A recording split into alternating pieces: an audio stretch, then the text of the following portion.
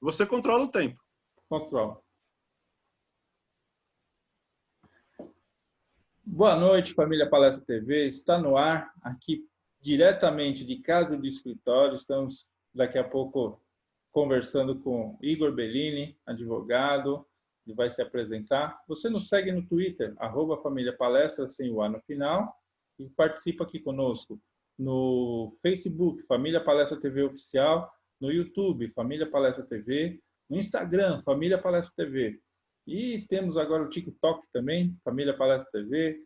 Temos várias outras mídias aí. É só seguir a gente e participar no nosso WhatsApp também, que a gente tem o grupo. Se você quiser participar do grupo que só tem corneta, é o 11 99 585 1914.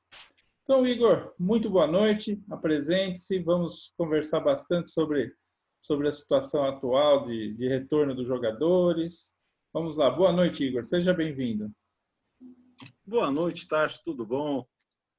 E bom dia para quem é de bom dia, uma boa noite para quem é de boa noite, porque como estamos na internet, a gente nunca sabe o horário que vão nos ouvir, vai ficar gravado. Eu sou o Igor Marcelo Maffei Bellini, advogado, militando há mais de 20 anos, tratando de questões relacionadas ao direito do trabalho de jogadoras de futebol, de federações. A Federação de Wrestling do Estado de São Paulo é nossa cliente aqui, gestor de futebol pela CBF, gestor de futebol pela FGV, FIFA, CIES. A gente conhece um pouquinho, trabalha um pouquinho com esse negócio.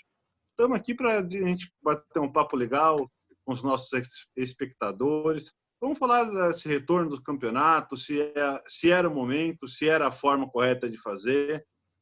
E a gente espera que todos se divirtam como a gente vai se divertir, que gostem no final. Que bom, que bom. Eu assim, falando como torcedor, a gente fica na expectativa, esperando o futebol voltar logo. Tá essa imagem maravilhosa aqui atrás do Allianz, né? A gente imaginando um retorno disso daí, que isso daí só ano que vem. Falando muito claramente, uma imagem dessa, acho que só ano que vem teremos o retorno do futebol sem torcida por um bom tempo, né? E eu queria saber os envolvimentos legais, doutor, em relação a isso, assim, o impacto legal. O jogador lá na frente, depois ele pode falar que ele foi obrigado a jogar, que ele não concordava, que ele achava que não estava totalmente de acordo. Os protocolos da CBF, das federações, como estão sendo feitos. Se seguir esse protocolo, o jogador não tem do que reclamar. Quais as condições, os critérios, Igor? Bom, deixa eu falar, porque também sou um apaixonado por futebol. Eu acho que o nosso público pode ver aqui atrás uma coleção de copos de jogos do Palmeiras. Eu tenho aqui no escritório... Tem gente aí já querendo arremessar a bolinha para ir derrubar esses copos aí, Igor. Já tem os cabeça de bagre aí querendo jogar. Tem. Mas paixão é paixão. Então a gente deixa aqui. Aqui estão todos do Palmeiras, que a gente foi em jogos. Tem mais algum em casa, porque aqui faltou espaço. Então, só que a gente não pode tratar uma situação com paixão quando a gente tem que ser técnico. A gente tem que ser técnico um pouquinho. O jogador, como qualquer empregado, como os nossos telespectadores que estão assistindo, estão ouvindo, porque às vezes está só com o áudio no transporte, sem poder ver, ele tem o direito de, não se sentindo seguro, isso vale para o jogador e vale para todo mundo no presente momento, tá? De comunicar a chefia imediata, dizendo que ele não vai voltar a trabalhar. E por que ele pode fazer isso? Porque ninguém é obrigado a trabalhar com risco à sua saúde ou à sua vida maior do que aquele para o qual ele foi contratado. Hoje, a gente vive num momento de pandemia. Estamos com protocolos para voltar, já voltou o campeonato na Europa. Eu acho que é importante a gente falar disso um pouquinho, do campeonato da Europa. O que embasa o trabalhador no Brasil é a dignidade da pessoa humana e o direito à vida, que está na Constituição Federal. Exato. Lá são outras constituições, são outros sistemas. Então eu não vou falar assim, o jogador da Europa poderia se recusar. O jogador do Brasil pode. Pode falar assim, olha, no estado de São Paulo, vamos pegar o exemplo, tá? Tá. Só pode voltar a jogar, só pode voltar a ter atividade, na verdade, não é a jogar, 1º de julho. Vamos ter que cumprir vários protocolos, não vamos discutir se são certos, se deixam de ser, se estão corretos, se deixam de estar. Vai ter que cumprir. O que eu falo é, o jogador pode considerar que aquele protocolo é insuficiente para garantir a saúde dele. Por quê? O que garantiria a saúde dele ou de qualquer outro trabalhador? Não dizem que o período de incubação do Covid é de 14 dias? Uhum. Ninguém tem muita certeza, mas dizem que é 14 dias. O que eu teria que fazer? Eu testo todo mundo hoje e levo para concentração por 14 dias, porque não adianta eu testar o Igor agora, ou o Igor não tem problema nenhum. Eu vou, eu treino, só que eu treinei, eu vou para minha casa. No caminho para minha casa, ó, eu vou tomar banho no clube, independentemente do clube. Eu vou tomar café no clube. Ou vou almoçar, dependendo do horário desse bendito treino. Ou não, né? Mesmo que você vá para sua casa sem tomar banho, sem tomar café, nem almoçar, nem nada, você vai ter contato com alguém, né? Você pode pegar... Aí se eu não fizer nada disso, eu vou ter contato com o porteiro do CT de treinamento, com o porteiro do meu prédio, ou manobrista, dependendo de onde o jogador mora ou a pessoa mora. Vou ter contato dentro do elevador, com o próprio elevador, que eu não sei se foi desinfetado ou não, com outras pessoas dentro do elevador, com a minha família, para voltar a treinar no dia seguinte. Eu não consigo garantir que o atleta testado hoje, negativo, vai continuar negativo segunda-feira, daqui a 3, 4 dias.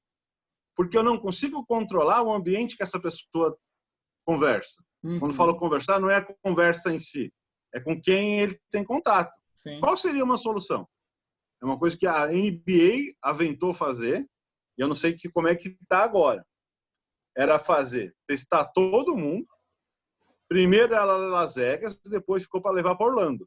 Vai levar os times e deixar concentrado em hotéis. Exato. Só vão sair para jogar. Estilo Copa do Mundo, né? É o ponto que eu ia chegar. No futebol, a gente já tem uma situação parecida, que é o sistema de sedes. Eu testo todo mundo, levo para uma sede de X, Y, Z, ou 2, ou 3, seja lá quantas forem. Estou falando para terminar o Paulista, que é o que a gente precisa fazer, a gente está aqui em São Paulo. Uhum. Eu faço essas 2 rodadas que faltam assim, desfaço as séries e faço as quartas, as semis e as finais numa cidade única. Infelizmente, para a gente que é apaixonado... Numa semana só, né? Faz numa semana só, né? Ou em 2 semanas, dependendo de como for. Porque a gente que gosta de futebol queria estar no estádio e não vamos poder. Uhum. Infelizmente. Vamos ter que acompanhar pela TV.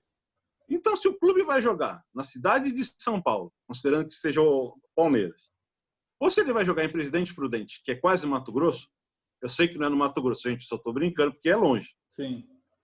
Para a gente não vai mudar muita coisa, a gente vai ser obrigado a ver pela TV também. E deixa eu tocar num outro ponto para desmistificar. Uma coisa que eu tenho falado, os caras têm brigado comigo. Do jeito que está, para nós de São Paulo, também não muda muita coisa por um singelo motivo. Aqui a gente tem torcida única. Sim. Se o segundo jogo da final não for mando do meu time, eu também não vou de poder toda ir. forma eu já não ia poder estar no estádio. Exato. Isso é uma das coisas que eu falo. Quando a gente compara com a Europa, que é o que a maioria tem feito, a gente esquece disso. Na Europa, até onde eu me lembro, torcida única é a exceção, não é a regra. Você pode viajar para outra cidade, para outro país, para ver seu time jogar. Aqui a gente não pode ir para outro bairro ver jogar. Exatamente, é. Não, e uma coisa que você estava falando do teste, né? Tem a questão também da janela do vírus, que dá em torno de 7, 8 dias. Então, vamos supor, se eu tiver contato com uma pessoa infectada hoje e fizer o teste amanhã, não necessariamente você vai detectar que eu tenha algum desenvolvimento dessa doença, né? Então, eu posso fazer o teste amanhã e dar negativo. Posso fazer o teste depois de amanhã e também dar negativo, só que eu estou incubado e posso estar transmitindo ou não, porque até hoje está todo mundo sem saber detalhes O dessa doença, assintomático né? transmite ou não? Então, cada hora fala-se uma coisa, então a gente não sabe onde que está acontecendo. Então, o que a gente tem percebido, Igor? Falando bem claramente, a necessidade dos clubes sobreviverem financeiramente, série B, C e D, que estão aí passando pires, literalmente, estão com alguns clubes até com perigo de serem extintos, né? Fechados, porque não estão conseguindo honrar suas dívidas, né? E a situação está delicada. Então, eles estão forçando para retornar com certo protocolo e tudo mais, valendo, entre aspas, o risco para que a instituição não se acabe. Então, por exemplo, o Campeonato Paulista não foi paga a última parcela da transmissão. Eles querem retornar o quanto antes para poder receber essa parcela para honrar seus compromissos. Agora, te pergunto, será que essa parcela vai ser honrada, mesmo voltando? Não sei, porque você sabe como que está a situação do devedor, né? E tem devedor que nem pega esse dinheiro. Ele já deu em garantia ou já deu em pagamento De para outras outras dívidas. pessoas. Exatamente. O dinheiro já nem passa na conta dele. Uhum. Teve clube que eu tenho certeza que se comprometeu a fazer o repasse direto quando já não autorizou a emissora que transmite o campeonato. Espera que eu vou esperar. Opa! Chega essa época do ano, cara, eu fico meio alérgico. É um tal de espirra todo santo ano isso. Deus. Então, mas eu estava falando, eu tenho certeza que tem clube que autorizou a emissora que transmite a já pagar direto para terceiro, porque se o dinheiro passar na conta, é tanta penhora judicial que não dá. Já sequestra ali mesmo, né? Sequestra ali mesmo. Olha, vou dar um caso que não tem nada a ver, mas tem a ver, vou fugir um pouquinho do nosso palestra, que é o caso do Iranduba, é um time feminino de Manaus, está fazendo uma vaquinha na internet, porque tomou um calote de um patrocinador, os 120 mil reais que a CBF entregou para eles pagarem despesa, já foi embora, e não pagou todo mundo. Eu, sozinho no escritório, eu tenho 5 ações contra o Iranduba no momento. E talvez semana que vem chegue mais 5.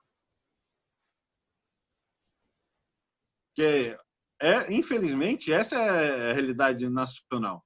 É tudo que, como você está falando, sem dinheiro nenhum. E aí vai trazer um outro problema, que não é o nosso caso, não é o caso do Palmeiras. Tem clube que o contrato dos jogadores acabou em abril. Não tem elenco. Tem caso de time que está jogando hoje, né? No dia 18 de junho, que vai acontecer isso. O time não tinha ninguém, né? E está jogando com os seus juvenis, vai ter que né? subir. Exato. Aí vai ter que fazer contrato de 3 meses, que é o mínimo que a Lei Pelé permite, para pagar 1 mês de salário, já tendo acertado com eles a rescisão no final do mês. Uhum. Não é porque a Lei Pelé, isso vamos aproveitar e esclarecer um pouquinho, porque talvez a nossa audiência tenha interesse em saber disso. Não é porque o contrato do jogador que ele é do mínimo de 3 meses que o clube necessariamente tem que ficar com ele os 3 meses. Uhum. Uma coisa é dispensar um jogador com 1 mês que tem um contrato de 3 anos. O valor é muito alto. Outra situação é eu dispensar com 1 mês um cara que tem um contrato de 3 meses. E a gente sabe de casos de jogador que já avisou para o clube que não vai voltar pelo salário que estava. Olha só. Pois é. Tá difícil. São situações peculiares, né? São situações definidas já anteriormente. O contrato entraria em vigor e venceria numa determinada data, e essa data acabou estando no meio do período da quarentena, no período da pandemia, e o contrato se encerrou.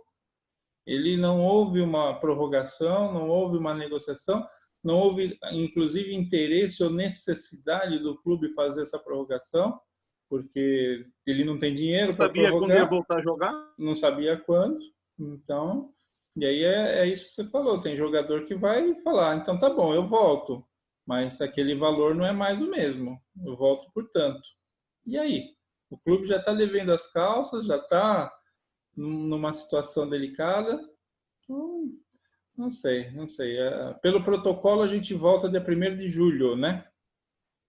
Volta os treinos, 1º Os de julho. treinos, 1º de julho. Eles já queriam que fosse semana que vem, né?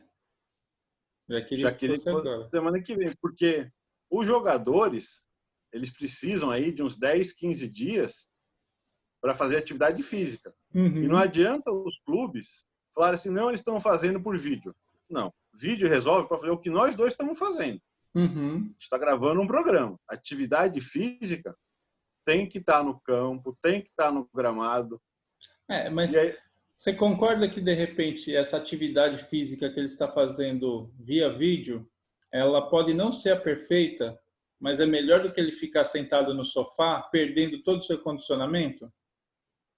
concordo, mas aí você está olhando só condicionamento físico. Eu estou olhando o condicionamento técnico. Tático e técnico, lógico. Técnico. O sujeito precisa reaprender que o lateral vai cortar para dentro e não para fora para tomar a bola. Quando ele está fazendo o pivô no zagueiro, eu vou jogar na perna esquerda ou na perna direita? É esse tipo de entrosamento que tem que voltar. Exato. Se você perguntar a minha opinião, aí eu vou te externar de algumas clientes nossas, porque a gente trabalha muito com futebol feminino aqui, tá? Elas defendem que tem que fazer uma pré-temporada nova. Exato. Não é uma intertemporada, é começar tudo de novo. Porque ficou parado, ficou do zero, né? Então tem que fazer uma pré-temporada novamente, concordo. Eu acho Por causa dessa parte tática e técnica, não é tanto pelo físico. O jogador, mesmo sem os clubes mandarem as coisas, treina sozinho em casa. Eles sabem como fazer, sabem o que precisa fazer. Entendi. E assim, legalmente, Igor, o maior problema do período de recesso na questão legal em relação a tudo bem, a gente já falou do encerramento dos contratos na vigência da pandemia, né? Mas assim, qual o que você vê que vai dar o maior bochicho em relação à parte legal? Eu vi recentemente, a gente teve casos aí de jogadores que entraram com ações por estarem jogando aos domingos, no período da noite, e no retorno a gente já teve a flexibilização que não precisa esperar 72 horas, são só 48 horas, né? Para poder agilizar as partidas, é uma questão excepcional. Aumentar o número de substituições para 5 substituições, para você poder exigir menos da condição física daquele atleta. Então, assim, algumas ações estão sendo tomadas para minimizar o risco legal, mas no seu ver, como advogado, quais os maiores riscos legais que os clubes podem enfrentar daqui para diante nesse período pós-pandemia no retorno ao futebol? Olhando para trás, né? Olhando o que os clubes fizeram na pandemia. Para mim, o maior risco são demandas trabalhistas cobrando de volta os 25% que alguns clubes cortaram. E eu vou explicar o motivo. Porque o jogador ele é contratado para fazer duas coisas: treinar e jogar. O jogo em si não representa 25% do período de trabalho dele. O jogo, se a gente for pegar a conta, eu vou fazer isso que eu vou linkar lá para frente da pergunta do adicional e do DSR. Não dá 25%, é muito pouco. Você vai falar assim, jogou de quarta-feira. O jogo em si não são 90 minutos. O jogo é 1h30 antes que o atleta chega, troca de roupa, se aquece, joga 1h30, são 3 horas. Depois tem o pós-jogo, que vai mais 1h, 1h30, porque vai tomar banho. Vai tomar banho, se trocar, dar entrevista. Na quarta-feira, esse cara trabalhou 4 horas e meia. 5. Vamos arredondar a conta para não deixar ruim? 5 horas numa semana de 44 horas. 5 na quarta, 5 no domingo ou no sábado. São 10 horas. Tem mais 34 horas. Isso não dá 25% do período dele na semana. Dá mais ou menos 20. Então, eu não poderia ter tirado 25% do salário dele se eu não tirei 25% do esforço. Vou dar um exemplo melhor para o nosso telespectador. Quem está em casa, que não é jogador de futebol, para ter o salário reduzido em 25%, a empresa tinha que ter reduzido 25% da carga dele. Quando a gente fala reduzir carga de trabalho, é não dar trabalho, não é deixar o cara em home com um período integral. Vamos explicar um pouquinho melhor. Se o cara está em home trabalhando 8 horas por dia, a empresa não pode reduzir nada. Por quê? Eu não reduzi a carga de trabalho. Entendi. E isso é uma coisa que o pessoal pouco tem debatido, que é a redução segundo a carga de horário. Você como professor,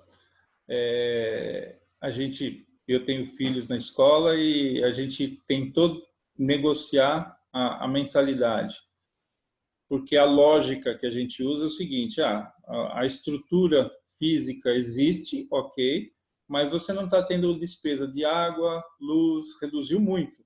Então, alguma coisa a escola deveria dar em contrapartida. Mas aí a escola alega o seguinte: ela teve que fazer investimentos em treinamento do pessoal, dos professores, para poder atender essa demanda virtual, e teve que comprar programas para poder fazer essas aulas. E aí ficou mais ou menos elas por elas e até gastou mais. Essa justificativa pleiteada, né, dada pelas escolas. E isso que você está falando é bem uma situação a se pensar em relação aos jogadores, né? Sim. E o pessoal esquece de uma situação, Tarso. Eu até tem um artigo publiquei no domingo, numa escola chamada Invictus, onde eu explico que o jogador, e quando eu falo jogador, vale para qualquer trabalhador também, tá? Não é obrigado a aceitar os 25%. Alguns só aceitaram porque não foi informado a eles que eles tinham direito de falar não. O que os clubes precisavam fazer era o acordo. Não precisava ser coletivo, podia ser individual, mas era um acordo. A gente teve uma cliente do escritório que a gente fez para ela uma notificação para ela enviar para o clube dela, dizendo que ela não aceitava a redução. Vou dar o resumo sem contar o clube. Tá. Não reduziu 25%, reduziu num percentual muito menor. Mas aí a gente entra também na questão da repercussão de uma... Vamos falar agora dentro de casa do nosso clube, do Palmeiras. Se um atleta chega e fala que não aceita, você imagina a repercussão disso daí na mídia, o pessoal caindo de pau no ombro desse jogador, falar: mercenário, não quis reduzir, o cara ganha não sei quantos mil e não quis reduzir. Por quê? A economia pretensa que está sendo divulgada foi feito esse corte de X% do salário para não se fazer o desligamento dos funcionários que ganham muito menos, que são, né, contratados por um valor muito menor do que eles que têm uma estabilidade financeira muito, muito tranquila, né? Só deixa eu esclarecer. Essa minha cliente, ela ganha, né? R$4.000. Iam tirar dela R$900. Com o benefício que o governo ia pagar para ela, dava 400 e qualquer coisa. Ela perdia por mês R$400. Para ela, é muito mais difícil. Faz muita falta. Tarso, a gente precisa lembrar de uma coisa. Vamos sair do Palmeiras, vamos sair de São Paulo, vamos sair não. Eu sempre deixo isso não muito é a claro realidade isso. do futebol brasileiro. Não é. Eu falo... A realidade do futebol brasileiro é jogador que ganha 2, 3, 4 mil salários mínimos. né? E aí Exatamente. vale tanto para masculino como para feminino. Aí a gente entra É, nos 80-20, né?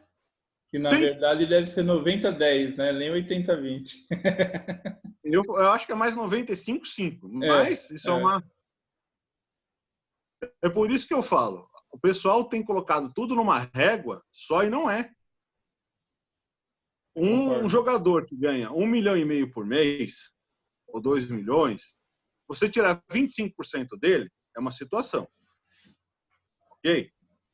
Ele vive com o resto do dinheiro dele. Uhum, Até porque esse cara não recebe tudo no CLT, ele recebe direito de imagem. exato. Então a redução dele não é de 25% sobre 1,5 milhão. Uhum, É de 25% sobre os 40, não, 60% que ele ganha 40% que ele ganha na CLT. Ele vai viver. O exato. problema é quando a gente começa a analisar o macro.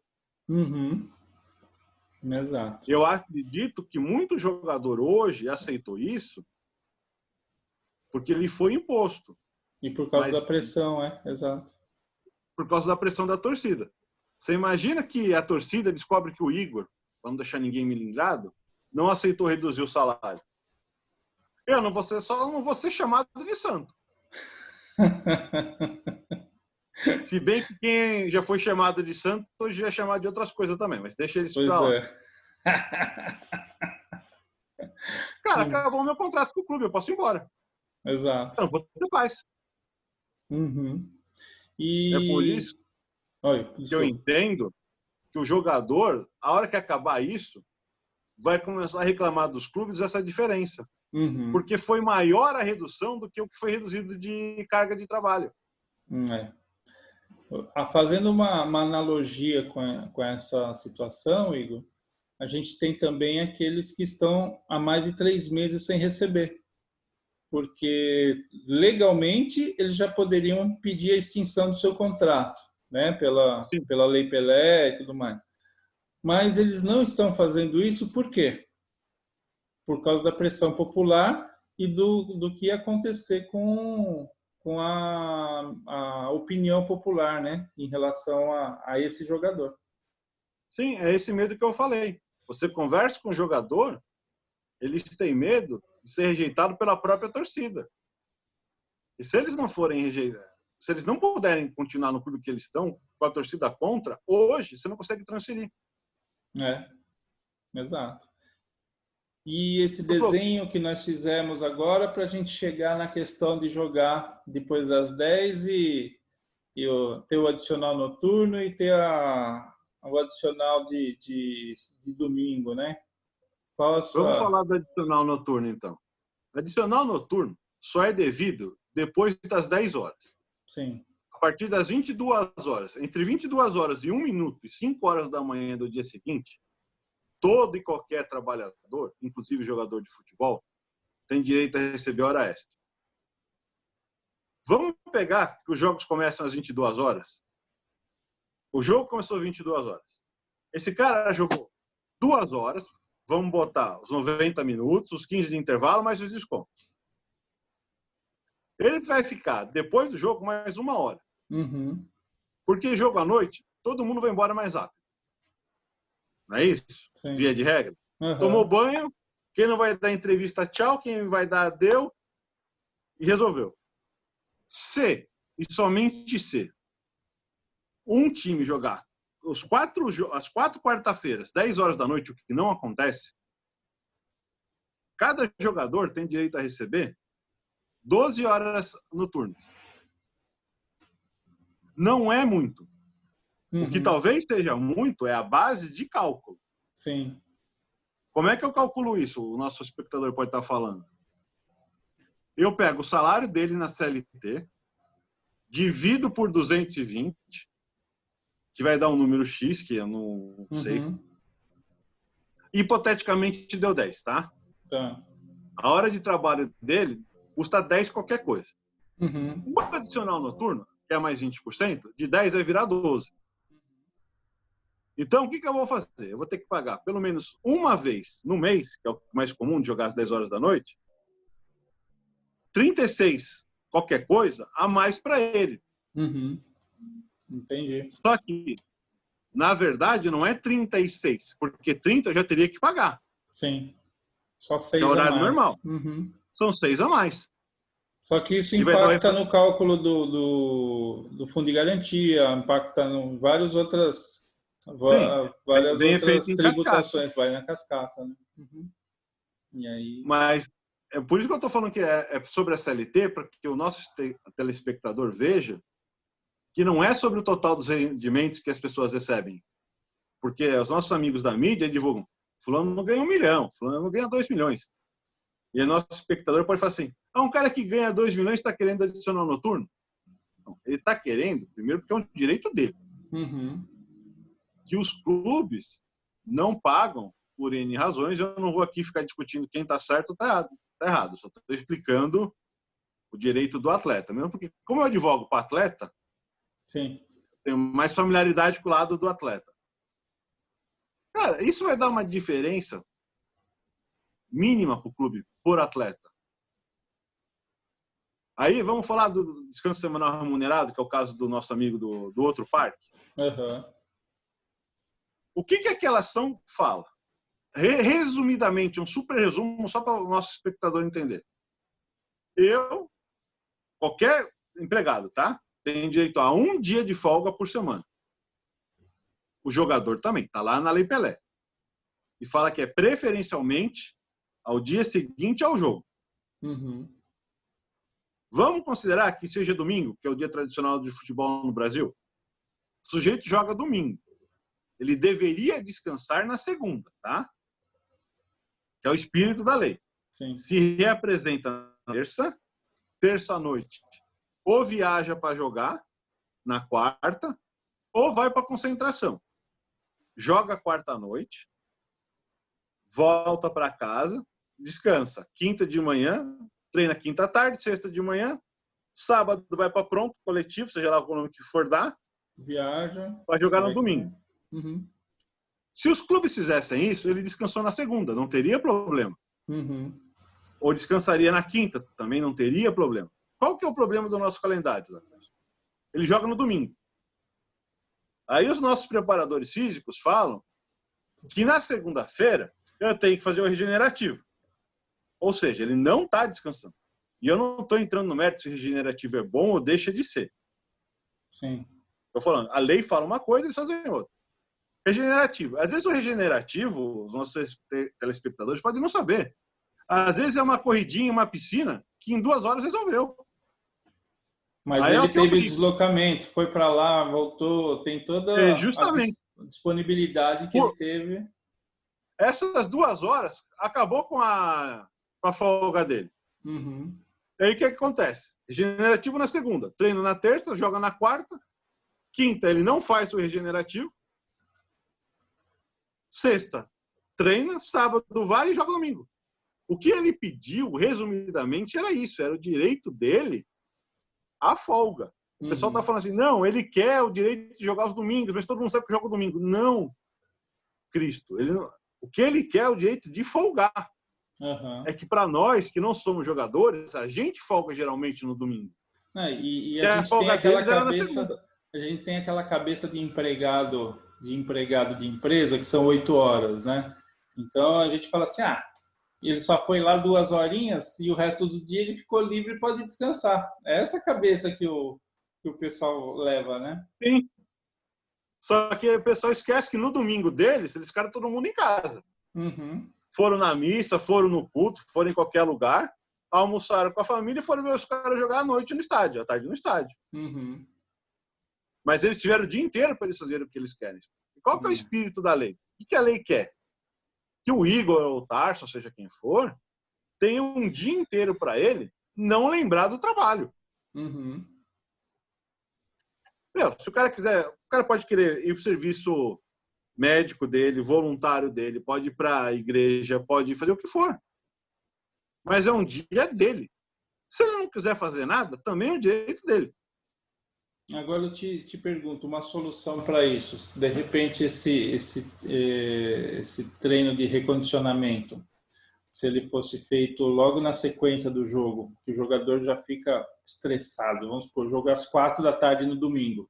Terminou às 6, 7 horas ele estaria liberado, né? Ele vai lá, faz alguma coisinha tal, que já libera o ácido lático dos músculos, faz uns alongamentos tal. Se ele fizesse isso e a segunda folgasse, teoricamente estaria de bom tamanho. Resolvido o problema. Aí a gente teria que perguntar para um fisiologista, mas o pensamento Aí teria que ser... É uma situação delicada. Concordo que precisa ser melhor estudada, porque o meu medo, aí a gente entrando exatamente naquilo que você falou, dos clubes menores, dos clubes pequenos. E daí esses processos judiciais iriam inviabilizar o futebol para esses clubes, porque o cara ganha 2 mil, 3 mil, 4 mil, daí ele entra com o processo desde o início do contrato dele, de 2, 3 anos atrás. Imagina cada jogador fazendo isso para um clube de pequena monta, um clube menor. O passivo oculto que esse clube conseguiu. Uhum. É que, infelizmente, clube menor, quando eu falo menor, é Série C, Série D. Sim. O contrato é de 6 meses ou 1 ano. Exato. Por quê? O clube não sabe se vai ter verba no outro ano. Exato. Não sabe se vai participar do outro campeonato, se vai classificar ou não vai. É por isso que eu digo, Série A, que é a nossa realidade, não é o Brasil, não é o futebol brasileiro. Exato. Quando o pessoal vai discutir futebol brasileiro lá em Brasília, eles não têm que pensar só na nossa realidade, eles têm que pensar na realidade do chão de fábrica, né? Do chão de fábrica. Era uma briga que eu tinha na CBF no curso que eu fiz. Uhum. Fala assim, gente, vocês estão discutindo Série A de brasileiro. E eu fiz, graças a Deus, esse curso com muita gente que é executivo de clube que só joga o estadual. E de clube que hoje está na Série C. É outra realidade, é outro modo de encarar a vida. É outro patamar, né? É outro patamar, como diria o nosso amigo. É isso aí, Igor. Eu agradeço a sua disponibilidade aqui com a gente. Espero que não venham horas extras aí serem contadas, né? Mas a gente espera que o telespectador fique ciente, tenha um pouco mais de noção do que está acontecendo, porque é muito disso que me diz, é muito curioso falando sobre o que não sabe. Então, nada melhor do que a gente entrevistar uma pessoa que é do ramo, que é da área, que pode nos orientar e dar o caminho das pedras aqui para a gente saber um pouco mais do futebol. O futebol não é só o que tem dentro das 4 linhas. O futebol ele tem todo um bastidor, tem toda uma estrutura que precisa ser avaliada no contexto geral. Seu boa noite, muito obrigado pelo convite, muito obrigado aos nossos telespectadores por permitirem participar da vida deles durante esse período de tempo. Eu estou aqui à tua disposição, meu amigo, precisando e querendo, me chame mais, que será um prazer a gente conversar sobre direito e futebol, que por sinal o nome do livro que eu organizei ano passado e vai ter esse ano de novo. Que legal. É uma coisa que a gente gosta demais. E eu vou usar uma frase que não é minha, é do outro Bellini, que é o meu pai. Futebol também se ganha dentro de campo. Exato. É o que você falou. Muito tem bem N lembrado. fatores que influenciam. Uhum. O pessoal tem aquele livro do Barcelona que fala que a bola não entra por acaso. Não, a bola até entra por acaso. Às vezes entra. Só que o jogador ele tem que se sentir amparado para jogar a bola. E é por isso que a gente discutiu essas questões trabalhistas. Porque tem muito jogador que hoje se sente desamparado. E eles não falam na grande mídia por causa do medo da repercussão. Sim, exatamente. Mas é o que eu te falei. Estamos aqui, estamos à tua disposição, dos nossos telespectadores. Querendo, chama a gente que a gente volta quando você quiser. Legal. Tá ótimo então, Igor. Muito obrigado. Um bom descanso e até a próxima. Até a próxima e boa noite para quem é de boa noite, bom dia para quem é de bom dia. Isso aí. Valeu. Um abração. Valeu.